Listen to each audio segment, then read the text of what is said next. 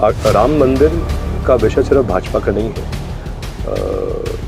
राम मंदिर के लिए सबने योगदान किया है, सबने राशि दी है। कपड़े फाड़ने को लेकर एक बात आई सामने, उसके पहले हम उस पर आए, लेकिन उससे पहले एक वीडियो आ रहा है इसका। ये बयान चल रहा है सोशल मीडिया पे और आपका एक फोटोग्राफ चलता है जिसमें आपके जो कुर्ता है वो फटा हुआ है। खुलेआम झूठ बोल रहे हैं। उनने राखी के दिन कह दिया कि हम तो रसोई की टंकी देंगे 450 में, किसी को नहीं मिली। जो नारी सम्मान योजना है वो ऐसी रहेगी जिसके अंतर्गत हर माता बहन को, चाहे उनकी उम्र 60 वर्ष के ऊपर भी हो या 23 से कम हो, सभी को लाभ मिलेगा 1500 रुपए का। साथ में रसोई गैस की टंकी भी मिलेगी 500 रुपए में। क्या इस बार ज्योतिरादित्य संगठन का जाना कांग्रेस के लिए झटका होगा वहाँ पर चुनाव में? और हमें तो विश्वास है पूरा कि इस बार सरकार कांग्रेस की बनेगी। जिन लोगों ने 15-15 लाख रुपए दिए जी भाजपा के दलालों को, उनका चयन आ गया, हो गया। कांग्रेस से शिक्षक भर्ती 51,000 में निकलना चाहिए, 2 लाख पर खाली 51,000 की मांग कर रहे थे बच्चे। उन्होंने भोपाल में लगातार आंदोलन किया, कोई सुनवाई नहीं है। नमस्कार, मैं हूं भुवनेश सेंगर। स्वागत है आपका दिल लपेटा में। दिल लपेटा यात्रा पहुंच चुकी है राघोगढ़। 1977 में पहली बार दिग्विजय सिंह यहां से विधायक चुने गए। तब से लेकर आज तक ये गढ़, कई सल्तनतें ढह गई लेकिन ये गढ़ कायम है। जयवर्धन सिंह इस बार फिर तीसरी बार चुनाव मैदान में है। इस बार उनके सामने भारतीय जनता पार्टी ने हिरेंद्र सिंह बंटी बना को मैदान में उतारा है। तीसरा चुनाव है जयवर्धन सिंह का।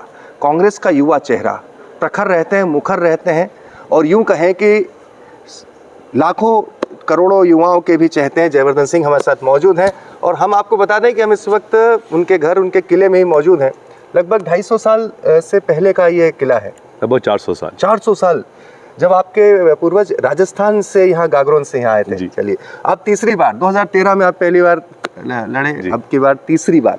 पहली बार और ये तीसरी बार, अब क्या फर्क होता है? पहली बार आप जब निकले होंगे, अभी भी आप चुनाव प्रचार में निकल रहे हैं, मैदान में हैं, पहली बार और तीसरी बार क्या फर्क महसूस करते हैं, क्या चेंज महसूस करते हैं? सबसे बड़ा अंतर तो ये रहता है कि पहली बार क्योंकि आप एक फ्रेश चेहरे रहते हैं, तो कोई उसमें क्या है कि कोई ऐसा कोई बैगेज नहीं रहता है। और क्योंकि मैं स्वयं एक राजनीतिक पृष्ठभूमि से आया हूं, तो फिर वो पूरा सपोर्ट जो पहले का था वो भी एक, वो लोगों में वो भावना भी रहती है। लेकिन आज जो ज़माना आ गया है उसमें विशेषकर जो चर्चा चलती है कि वंशवाद के बारे में, आप एक राजनीतिक परिवार से आते हैं, तो इसलिए आज बहुत ज़रूरी हो गया है कि अपनी एक स्वयं की भी इमेज होनी चाहिए है, एक अपनी खुद की पहचान होनी चाहिए है। और मैंने भी 10 साल में यही प्रयास, एक भीतर, एक आपके भीतर लगातार एक स्ट्रगल चलता होगा कि मुझे अपनी एक अलग पहचान। स्ट्रगल नहीं, मेरा मतलब ये सोच यही है। वो तो मेरी इच्छा भी यही है कि भाई आखिर हर व्यक्ति की एक अलग पहचान होती है, हर एक व्यक्ति का एक अलग ही एक चरित्र होता है।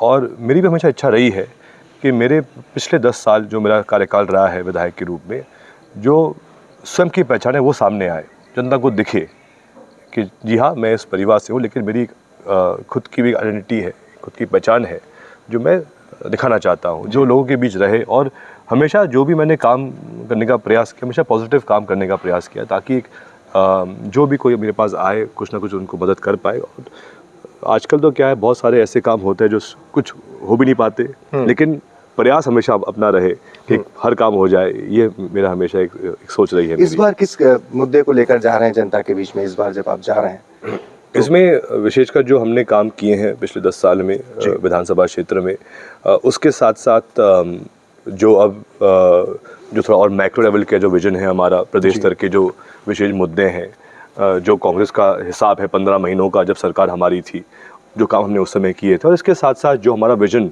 और वचन 2023 और 28 के बीच के जो कार्यकाल का रहेगा, वो भी हम प्रस्तुत कर रहे हैं। और हमारा उद्देश्य है कि ये विजन और हमारी बात हर घर तक पहुँचे, ये हमारा प्रयास रहेगा। जी, अभी फिलहाल जब हम बात करते हैं तो बीजेपी के जो पोस्टर्स में देख रहा था, चुनाव में राम मंदिर का उद्घाटन है, उसका भी पोस्टर लगा हुआ है। लाडली बहनों को 3,000 रुपये महीना मिलेंगे, उसका भी पोस्टर लगा है। तो आप जब प्रत्याशी के तौर पे जाते हैं, इन सब योजनाओं को किस तरह से कॉन्ट्रडिक्ट करते हैं? राम मंदिर का विषय सिर्फ भाजपा का नहीं है।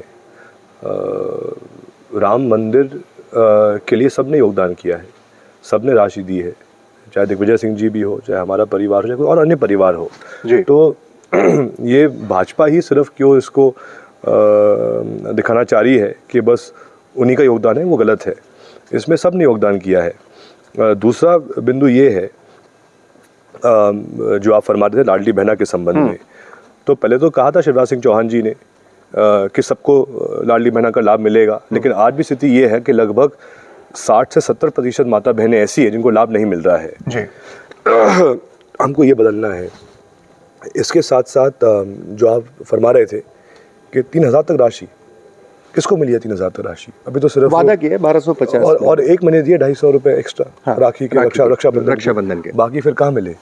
तो ये तो क्या है कि मतलब शिवराज सिंह चौहान जी पर मुझे आश्चर्य होता है कि वो इतना मतलब खुलेआम झूठ बोल रहे हैं। उनने राखी के दिन कह दिया कि हम तो रसोई गैस की टंकी देंगे 450 में, किसी को नहीं मिली। तो मतलब रक्षाबंधन के दिन बहनों से झूठ बोलना, हमने भी हमारे वीडियो में दिखाया था जी कि किस तरीके से करेक्ट वो देखा था। तो इसलिए ये बड़े आश्चर्य की बात है कि एक इतने बड़े पद पे रहे हैं शिवराज सिंह चौहान जी, 18 साल 17 साल के मुख्यमंत्री हैं, फिर भी खुलेआम झूठ बोल रहे हैं, शर्म भी नहीं आ रही उनको। तो इसलिए कांग्रेस ने कहा है कि भाई हमारा जो नारी सम्मान योजना है वो ऐसी रहेगी जिसके अंतर्गत हर माता बहन को, चाहे उनकी उम्र 60 वर्ष की ऊपर भी हो या 23 से कम हो, 18 सभी को ऊपर हो, सभी को लाभ मिलेगा 1500 रुपए का। साथ में रसोई गैस की टंकी भी मिलेगी 500 रुपए में। बड़ा फैक्टर ज्योतिरादित्य सिंधिया का जाना, जाने के बाद से लेकर आपने वहाँ पर काफ़ी ग्वालियर चंबल इलाके को आपने संभाला, किस तरीके से संगठन को फिर से खड़ा किया है? क्या इस बार ज्योतिरादित्य संगठन का जाना कांग्रेस के लिए झटका होगा वहाँ पर चुनाव में, या फिर क्या स्थिति रहेगी? आप कैसे देखते हैं इसे? हमें उम्मीद नहीं थी कि सिंधिया जी कभी पार्टी छोड़ेंगे जी, कि इतना कुछ पार्टी ने भी उनको दिया था। 2 बार केंद्रीय मंत्री बनाया, 4 बार के सांसद रहे, लेकिन सबको बहुत आश्चर्य था जब उन पार्टी छोड़ के गए। फिर भी मेरा मानना है कि आज कांग्रेस के पास पर्याप्त नेता हैं ग्वालियर चंबल में, और आज नहीं पहले से ही हैं। बस फ़र्क ये है कि पहले लोग सोचते थे कि बस उन्हीं का नाम है और किसी का नाम नहीं है। मैं तो इतना भी कह सकता हूँ कि ग्वालियर चंबल के हर जिले में हमारे पास दिग्गज नेता है जो वहाँ के लिए पर्याप्त है, श्योपुर से लेकर गुना तक। और आप इस बार भी देखना कि जो हमें जो माहौल दिख रहा है कि बहुत पॉजिटिव रिजल्ट आएगा ग्वालियर चंबल में, और हमें तो विश्वास है पूरा कि इस बार सरकार कांग्रेस की बनेगी। जी, अब अगर हम बात करें, शिवराज सिंह चौहान का एक बयान है, वो कह रहे हैं कि चुनाव जो है वो नकुल नाथ और जयवर्धन सिंह के भविष्य का चुनाव है। शिवराज सिंह चौहान जी जैसे बड़े आदमी हमारे पे इतना ध्यान देते हैं, वो बहुत बड़ी बात है हमारे लिए। लेकिन राजनीति कभी एक व्यक्ति या किसी व्यक्ति विशेष के बारे में नहीं रही है। आखिर चुनाव की बात अगर हम करें तो प्रदेश के भविष्य की है। और आज अगर आप देखें तो युवा आज जो मध्य प्रदेश का है, शिक्षित युवा जो है, उसका मनोबल टूटा है शिवराज सिंह जी के कारण। जी, व्यापम घोटाला आया, उसके बाद जनता को लगा कि ऐसा कभी घोटाला वापस नहीं होगा, और अभी 3 महीने पहले पटवारी भर्ती घोटाला आ गया, जिसमें लाखों बिल्कुल युवाओं की लाखों युवाओं ने परीक्षा दी थी पटवारी की, इस उम्मीद के साथ कि जो योग्य बच्चा है, शिक्षित बच्चा है, जिसने सही पेपर दिया है, उसको पटवारी का पद मिलेगा। लेकिन हुआ क्या, जिन लोगों ने 15-15 लाख रुपए दिए जी भाजपा के दलालों को, उनका चयन हो गया, उनका नाम आ गया, और जो योग्य बच्चा था वो छूट गया। और उसमें से जो कुछ ऐसे युवा थे जिन्होंने वाकई में अच्छी पढ़ाई की थी, अच्छे अंक प्राप्त किए थे, उनकी भी आत्म भर्ती नहीं हो पाई है। और जब वो चयनित शिक्षक और चयनित पटवारी उनके हक के लिए भोपाल गए थे, उनको लाठी इस उम्मीद के साथ कि उनको भर्ती मिलेगी, उनको लट पड़े। अब मुझे एक बात बताइए, ये सवाल पे आने वाला था, बात पटवारी परीक्षा की हो, बात दूसरी अन्य भर्ती परीक्षाओं के घोटाले की हो, प्राथमिक शिक्षकों की जो भर्ती निकालना थी वो नहीं निकाली, लाखों युवा इस मामले में। आप युवा हैं, कांग्रेस की सरकार अगर आती है तो ये क्या महज वादा रह जाएगा, या आप एक बिल्कुल सख्त एक्शन प्लान के साथ आएंगे कि भर्तियों में घोटाला नहीं हो, जो पिछली भर्तियां अटकी हुई हैं या फिर जो बैकलॉग के पद हैं वो तत्काल भरे जाए? जैसे शिक्षक भर्ती 51,000 निकलना चाहिए, 2 लाख पद खाली, 51,000 की मांग कर रहे थे बच्चे, उन्होंने भोपाल में लगातार आंदोलन किया, कोई सुनवाई नहीं है। इसमें तो इतिहास भी गवाह है कि हमेशा कांग्रेस ने ही युवाओं को सरकारी पद दिए हैं। आप आज भी देखिए जो भी सरकारी पद हमारे ग्रामीण क्षेत्र में है, शिक्षा कर्मी हो, पंचायत सचिव, रोजगार सहायक, ग्राम सेवक, आंगनवाड़ी कार्यकर्ता, आंगनवाड़ी सहायिका, आशा उषा कार्यकर्ता, ये सब पद कांग्रेस की देन है। इनमें से एक में भी भाजपा का योगदान नहीं है। ये सब नीतियाँ कांग्रेस की थी। ये सोच राजीव गांधी जी की थी, जिन्होंने पंचायती राज लागू किया था, जिसके द्वारा हर गाँव में नौकरियाँ मिली। और आज भी हमने ये वचन दिया है कि हम तो 2 लाख नौकरियाँ देंगे ग्रामीण क्षेत्र में। इसके साथ जो लंबित मतलब प्लेसमेंट्स हैं उनकी हम पूर्ति करेंगे। जैसा आपने फरमाया, निकाल रहे भर्ती 50,000 शिक्षकों की, जबकि बैकलॉग लगभग जो सीट वेकेंट है वो 2-3 गुना 50,000 भी नहीं निकाली, 51,000 की तो मांग कर रहे हैं बेचारे, वो भी नहीं कर पा रहे हैं लोग। तो इसीलिए जो मेरा कहना है कि आज दिन तक जो वादा शिवराज सिंह चौहान जी का था कि 1 लाख नौकरी साल में देंगे, वो उसमें 10% भी नहीं दे पाए ये लोग। और यही स्थिति आज मध्य प्रदेश की है। आपका एक और स्टेटमेंट है जब कहते हैं कि अगर आपकी सरकार आएगी तो महाकाल लोक में दर्शन के लिए निःशुल्क व्यवस्था होगी। करेक्ट। ये तो हमेशा कांग्रेस की सोच रही है कि जो हमारे बहुत ही प्राचीन धार्मिक स्थल हैं उनके देखरेख के लिए और विशेषकर चाहे महाकाल भगवान की सेवा के लिए, रामराजा सरकार जी की सेवा के लिए सरकार हर कदम उठाए। और जब सरकार हमारी थी, कमलनाथ जी मुख्यमंत्री थे, मैं नगरीय प्रशासन मंत्री था जी, तो कमलनाथ जी ने विशेष रुचि लेकर महाकाल लोक का पूरा उसमें प्लानिंग की थी। 350-400 करोड़ रुपए हमने इसमें आवंटित किए थे, 700 करोड़ का और उसमें आगे आवंटन था। और उसी को लेके इतना बड़ा घोटाला भाजपा सरकार ने किया, जहां स्वयं आप कल्पना कीजिए, आप सोचिए, स्वयं प्रधानमंत्री जी उद्घाटन करने आ रहे हैं महाकाल लोक का, और 4 महीने बाद हवा आती है और उसमें सप्तऋषियों की मूर्तियां खंडित हो जाती हैं। कितना मतलब अफसोस की बात है। मतलब इतनी जल्दबाजी में थे ये लोग चुनाव के पहले पूरा उद्घाटन करने का कि काम भी ठीक से नहीं किया महाकाल लोक का। चलो वो दूसरी बात है, लेकिन आज जो आपने जो पॉइंट कहा है कि पूरे देश भर में हमारे अनेक देवस्थान है, प्राचीन मंदिर हैं, लाखों करोड़ों लोगों की वहाँ आस्था जुड़ी हुई है कहीं भी, लेकिन ऐसे ऑनलाइन शुल्क जमा नहीं करना पड़ता है दर्शन करने के लिए। और हमारी यही सोच है कि ऐसा क्यों किया जाए।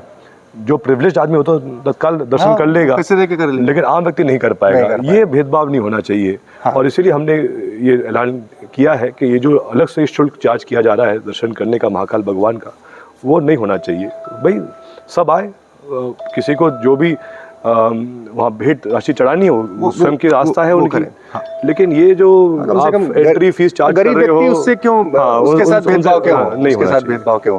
एक साथ हैं गुटबाजी के ऊपर कांग्रेस के टिकट वितरण के बाद बड़े लंबे पर सिर फुटा हुआ सामने आ रही है।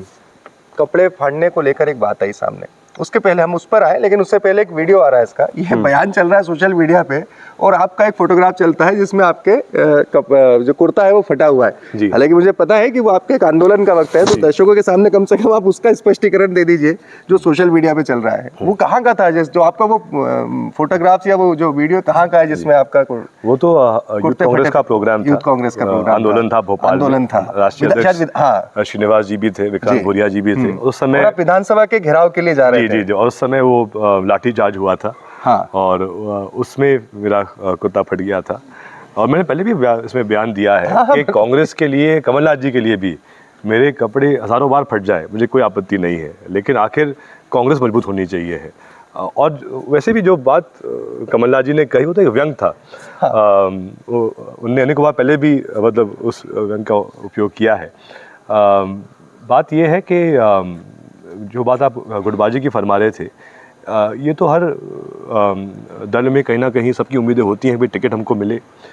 इसका बयान हमारे वरिष्ठ नेताओं ने दिया भी है कि लगभग 4,000 उम्मीदवार थे जी 230 विधानसभाओं के लिए। तो लगभग उसमें से 5% को ही तो टिकट मिलना था। तो कहना कि 95% लोग तो उम्मीद में थे, लेकिन उनका वो साकार नहीं हो पाए जो उनका सपना था। और इसलिए कुछ लोगों ने नाराजगी व्यक्त की है, लेकिन मुझे विश्वास है कि सब बड़ी पिक्चर देखेंगे। इंसिडेंट क्या था उसमें जिसके पर्टिकुलर इंसिडेंट के लिए कमलनाथ जो भीड़ गई थी? वीरेंद्र रघुवंशी को टिकट नहीं दिया, बीजेपी से आए थे।